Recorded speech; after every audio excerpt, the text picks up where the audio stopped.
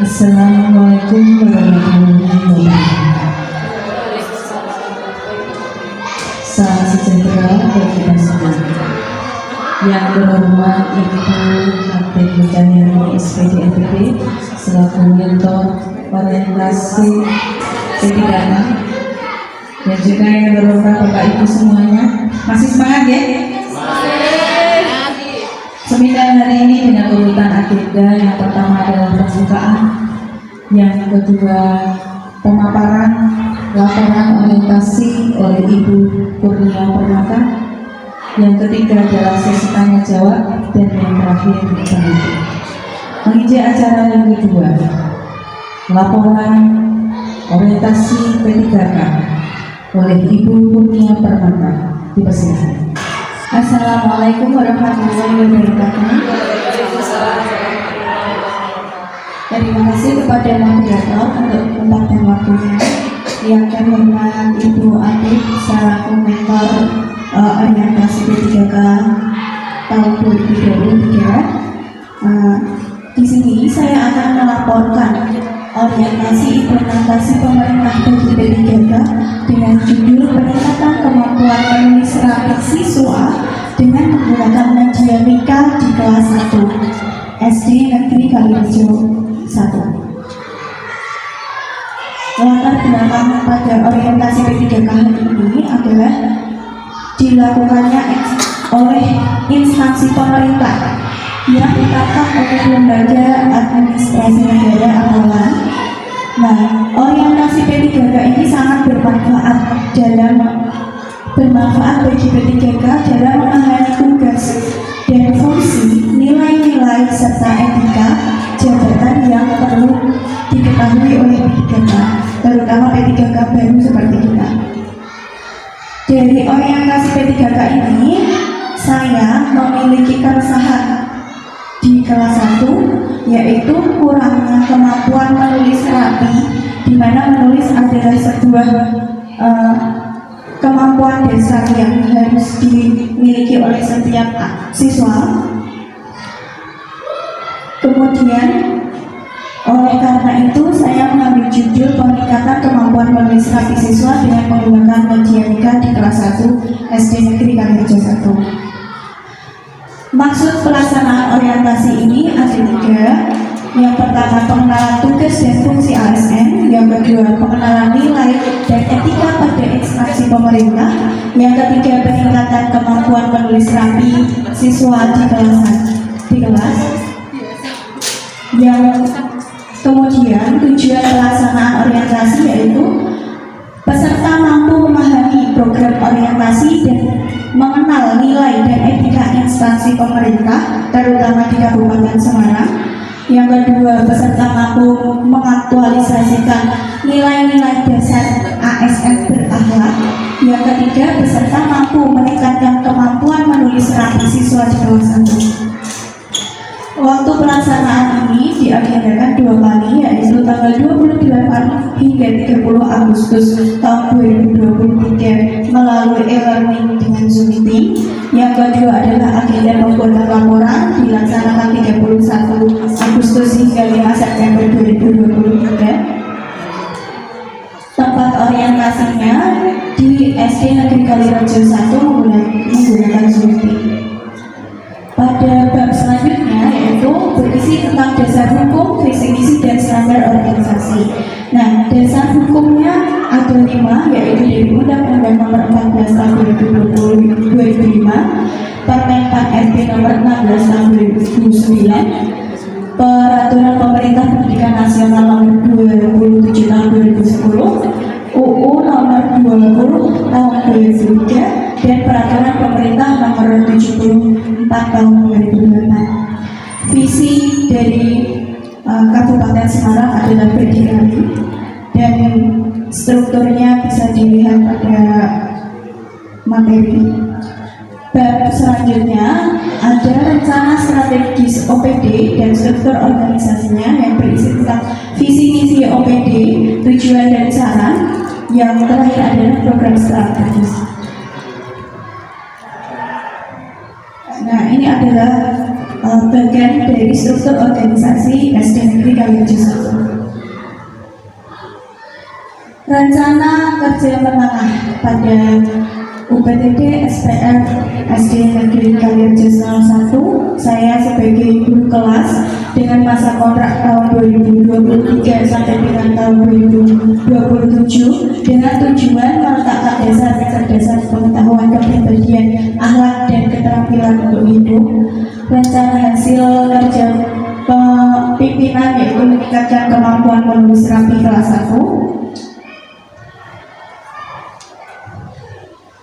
Oke, yang pertama, pada tahun 2023 saya mempunyai rencana untuk konsultasi dengan rekan sejawat, terutama dengan rekan di kelas awal. Selain itu, saya ingin mencari tahu kelemahan atau kesulitan belajar siswa yang ada di kelas 1 terutama.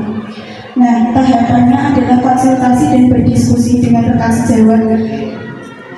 Dan pada output yang saya inginkan adalah memiliki kesepakatan bersama tentang media yang akan digunakan dan memiliki catatan atau masukan dan saran dari rekan sejawat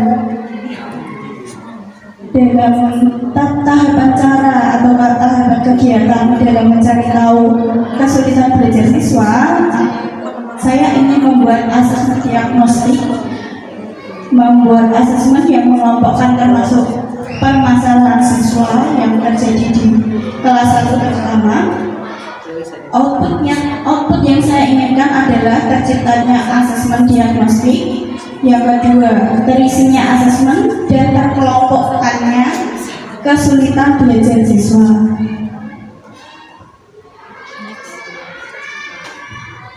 Kegiatan di tahun 2024 yaitu membuat media pembelajaran yang menarik dan menyenangkan bagi siswa. Tahapannya adalah berkomunikasi atau konsultasi bersama guru kelas rendah lainnya mengenai pembuatan media, bekerja sama dengan guru kelas rendah untuk membuat media. Lalu yang selanjutnya persetujuan oleh teman sejawat dan atasan dalam pembuatan media menulis rapi. Output yang ingin diciptakan di tahun tersebut adalah terciptanya media pembelajaran yang menarik dan menyenangkan. Pada tahun 2025 atau tahun ketiga, kegiatan yang akan saya laksanakan adalah melaksanakan praktik belajar menulis rapi dengan tahapan guru melaksanakan pembelajaran menggunakan media Mika, yaitu mainan interaktif menulis anak. Yang kedua, menyimpulkan materi pembelajaran yang telah dilakukan. Output yang diinginkan adalah terciptanya media pembelajaran.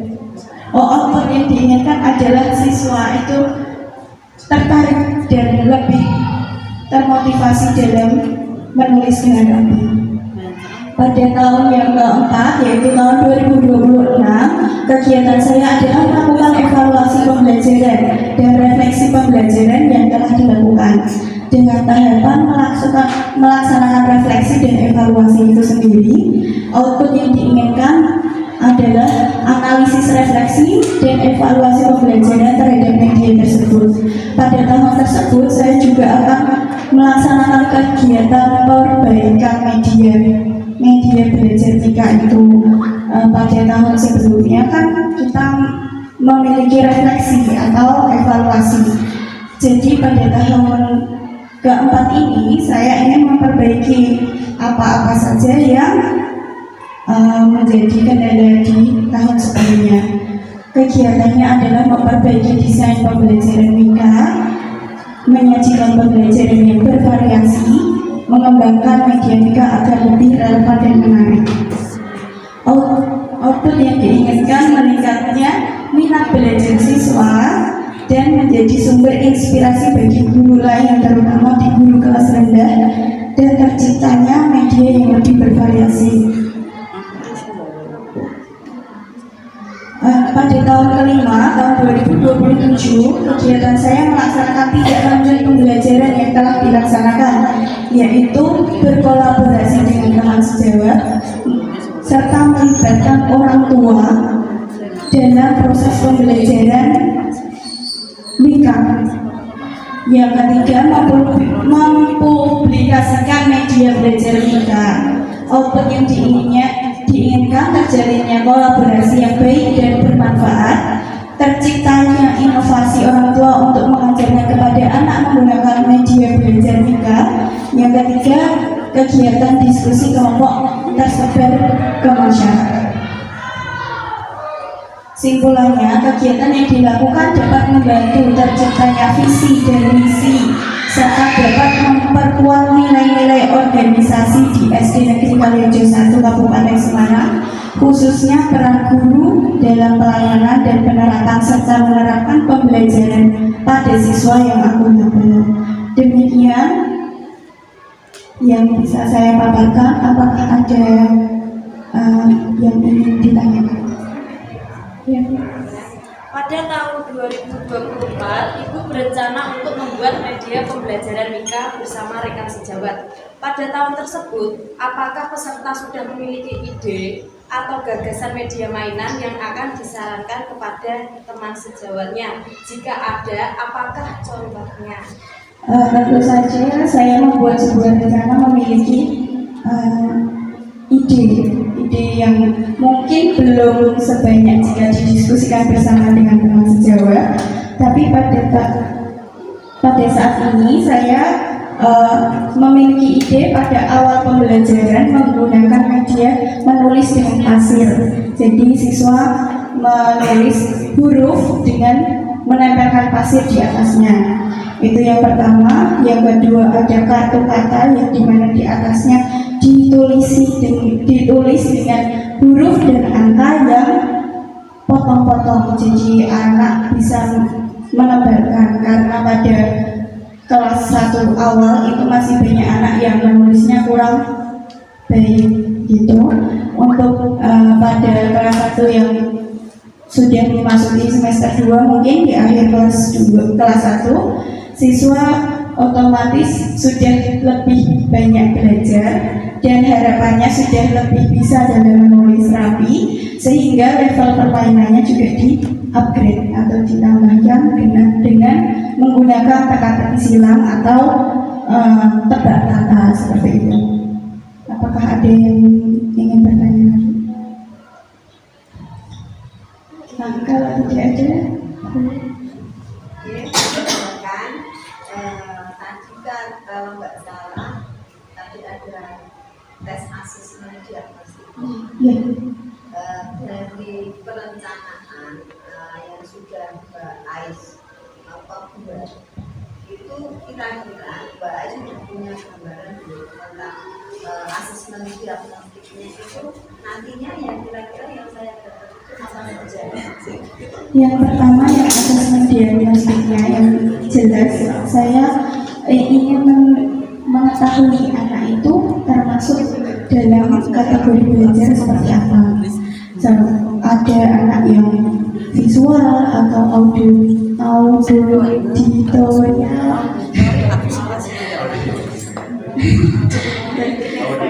dan lain sebagainya. Nah, untuk itu saya membuat seperti LKPD yang bisa saya berikan kepada siswa dan dengan mengamati pada setiap siswa itu media belajarnya seperti apa. Dan di kelas 1 Kalirejo 1 ini memang banyak yang lebih ke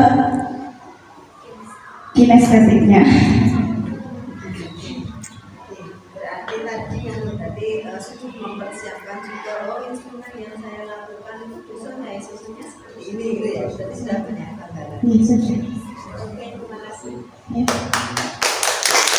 demikian pemaparan yang bisa saya sampaikan. Waktu dan tempat saya kembalikan kepada moderator. Wassalamualaikum warahmatullahi wabarakatuh. Terima kasih kepada Ibu Kurnia. Demikianlah paparan laporan orientasi pengenalan etika P3K Kabupaten Semarang. Wassalamualaikum warahmatullahi wabarakatuh.